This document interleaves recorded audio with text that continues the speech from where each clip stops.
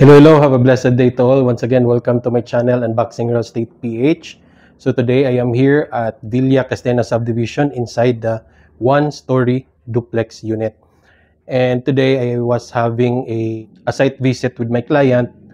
And this client, dalawang project yung pinuntahan namin. Yung isa is dun sa kabila and yung isa is dito. So far, yung parang bet nila na project is itong Villa Castena subdivision because of its location. First of all, the Villa Castena subdivision is just 750 meters away from the National Road. So medyo paakyat lang siya ng konti, but it is very near to the National Road. And paglabas mo dyan sa National Road, marami ng mga 7-Eleven, may Alav grocery store, and other stores.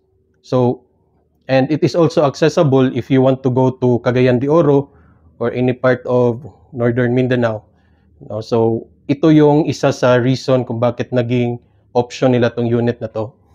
And by the way, I just want you all to invite that this unit, no, we only have few units left for this. So, if you are excited to get a unit here in Villa Castena subdivision, or if you're interested to get a unit in Villa Castena subdivision, just contact me. I will just put my digits here and I will gonna tour you on this project. And as you can see naman, no, di ba, ang ganda ng model house nila. By the way, this is just a model house.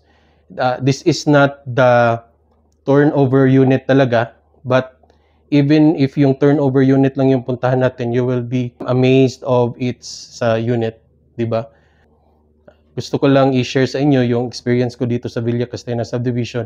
You can really see the difference in this project. Kasi, look at here. Alright, so as you can see, ayan, that's the Iligan Bay already. In this location, ha. So, ito yung isa sa pinakamagandang reason kung bakit nagustuhan ng client ko itong project na to. So, later pala, after this, mamayang mga 3 PM, meron na naman akong isang client na isa site visit sa project na to.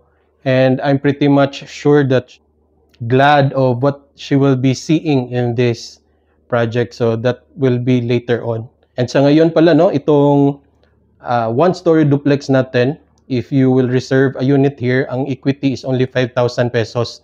And the reservation fee is also 5,000 pesos lang. So if you want to get a unit like this, PM down below or comment down below, PM me or contact me on my digits so that you will see how wonderful it is to have a unit in here.